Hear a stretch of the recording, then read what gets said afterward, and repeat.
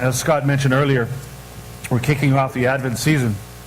And Advent, as he had kind of mentioned, or the word Advent means, coming or arrival, and it's referring, of course, to the Advent season, to the coming of Jesus as a baby, but also the second coming of Christ returning as well. And so in the Advent season, you always have these 4 weeks of, there's sometimes the Advent candles and things like that, but they're all looking at focusing on Jesus and how he's arrived. And oftentimes you'll think of the arrival of hope is often described through Jesus, or the arrival of peace through Jesus, or the arrival of love and joy all through Jesus and that relationship that we have with him. And so, that's what Advent is about, is focusing on that. And so we're starting a series this week. It's called Incarnation, God Shows Up. And what we're talking about here is, obviously the obvious example of Jesus, God showing up as a baby Jesus. And Christmas Eve we have a special evening planned where we really are going to focus on that. But there's many other ways that God shows up as well. And sometimes they're more subtle in the sense that we don't necessarily pay attention or notice it. But throughout Scripture we see the stories of God showing up. In the Old Testament, oftentimes it was through prophets. And so they would speak on God's behalf. But there were moments in the Old Testament, certainly, where God says, you know what, forget the prophet, I'm coming.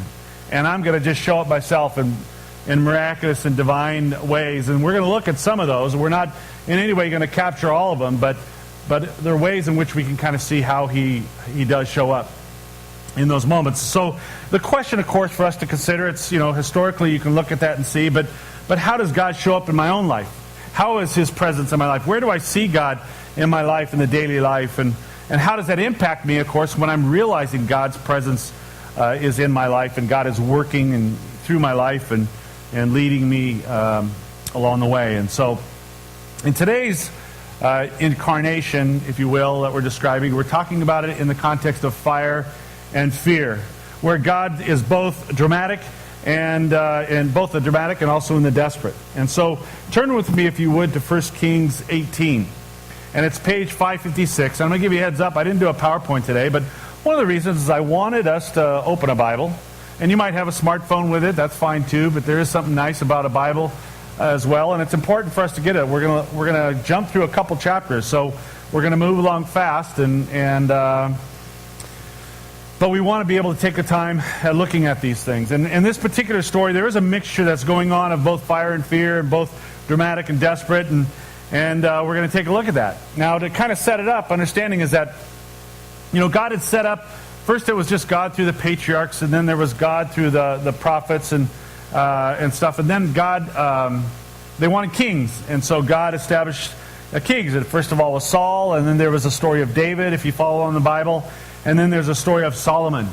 And after Solomon, there was a breakup in Israel's kingdom. Of the 12 tribes of Israel, there was a breakup. And so what happened was 10 of the tribes to the north called themselves, they claimed the name Israel. So they were the kingdom of Israel.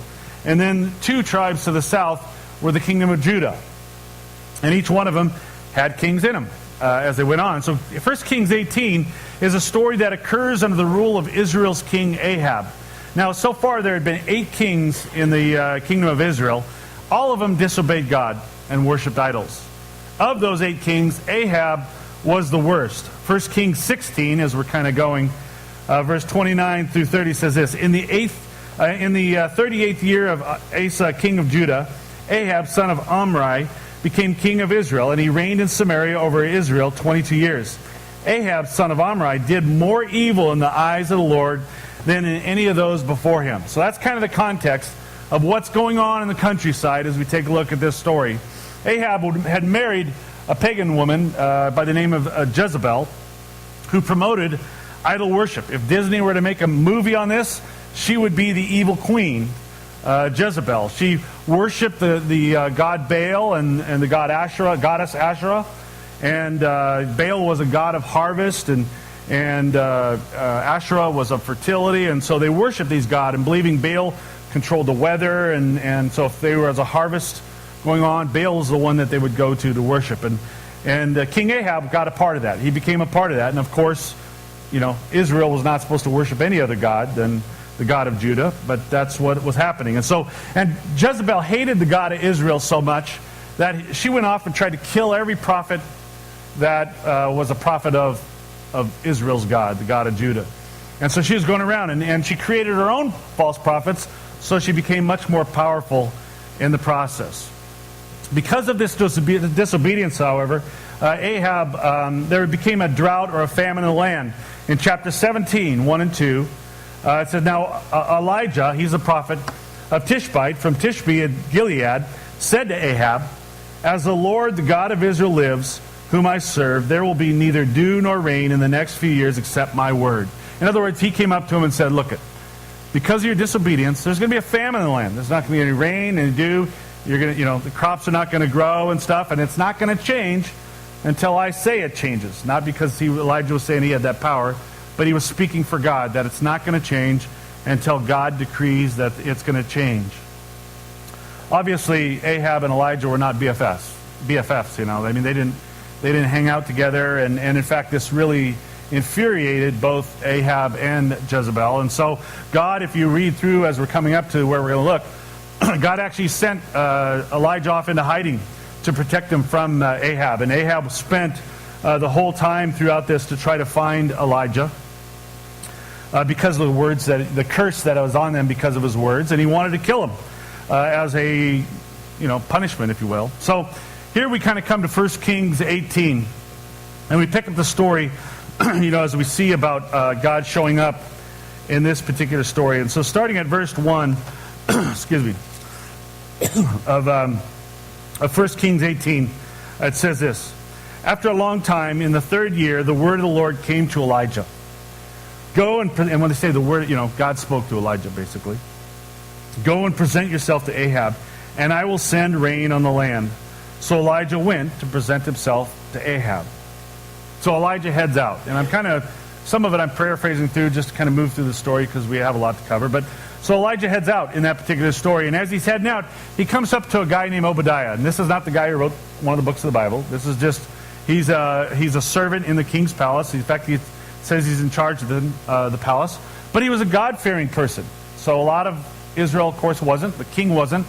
But he was. And when he heard that Jezebel was killing off the prophets, he took 100 of them and hid them in a cave, and he fed them. Which, in a famine, country, that's not easy to do. But he was trying to protect these prophets of God. And so he comes along, and he recognizes Elijah, and he falls on it, and he comes to him and sees this. But he also knows this is like coming to the 10 most wanted, like when you're looking for Osama bin Laden, and you walk, and there he is. All of a sudden he realizes, I'm in a spot. And so Elijah says to him, hey, go tell Ahab I want to see him. And, in this story, Obadiah says, why would you do that to me? I'm going to leave, go tell him that. You'll take off. He won't find you, and he's going to kill me. Why would you do that? I don't want to do that. And so Elijah promises, no, I will for sure see him. And so we kind of see as we're going into this, the first lesson that we want to look at about God's showing up in his presence. And that is, by walking by faith produces boldness in your life. And we see that in the context of Elijah here. That, by faith, we're talking about this awareness of God. When we're walking about by faith, we're awareness of his presence, awareness of his plan, without the reality of necessarily seeing it. So Hebrews 1:11 says, faith is being sure of what we hope for and certain of what we do not see. That's faith.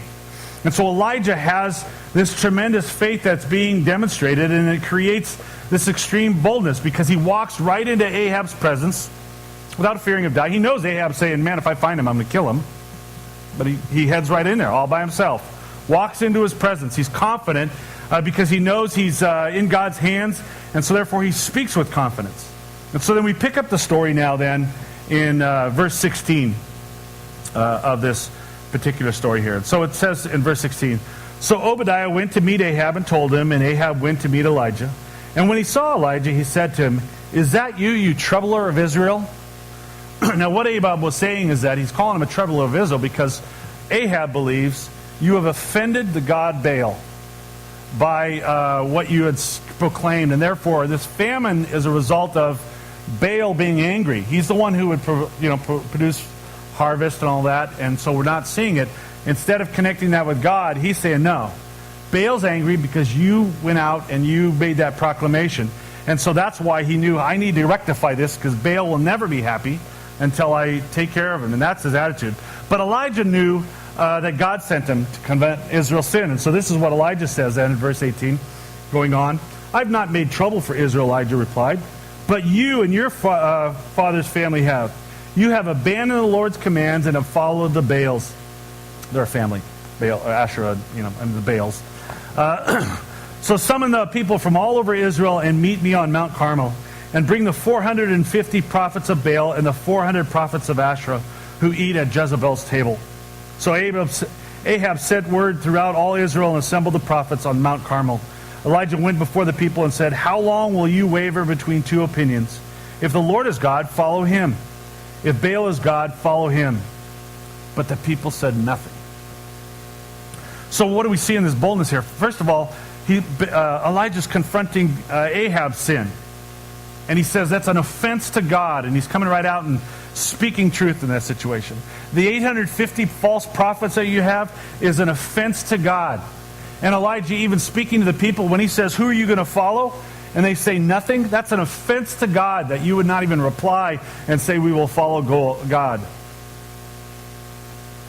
We have a tendency sometimes, the people have a tendency to want to play both ends of the fence. I follow God, but I want the things of the world. And that's what was going on in Israel.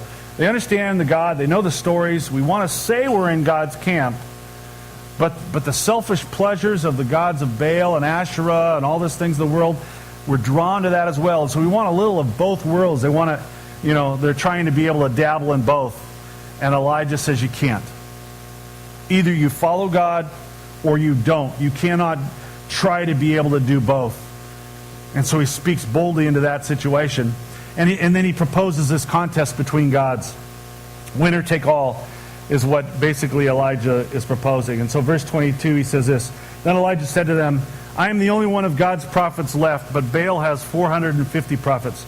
Get 2 bulls for us. Let Baal's prophets choose one for themselves, and let them cut it in pieces and put it on the wood, but not set fire to it.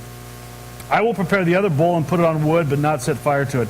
Then you call on the name of your God, and I will call on the name of the Lord, the God who answers by fire. He is God. Then all the people said, hey, that's a great idea. It's interesting when you understand kind of context by him saying, let's go to Mount Carmel. For Ahab and the prophets are saying, this is home field advantage. Mount Carmel was they were by the sea, but it was considered to be a mountain of Baal, and the weather would come in from the sea, and you could see it from that hill, and so for him to say, let's go to Mount Carmel, they're like, man, we got home advantage. We've got an extra rooting section here because we're doing it on Baal's mountain. And then he even throws in here, and then bring 450 prophets against one. I mean, this is going to be easy. When he tries to put it, and then he goes and says, and you know what? I'll let you kick off first. You can pick you pick the bowl you like. Pick the best one of the 2, one smaller than the other. You pick whichever one. You get first choice. You pick it. You do it. You set it up. It's all you. We see in here kind of this. What I love about this boldness in this is it reminds us that God doesn't need an advantage.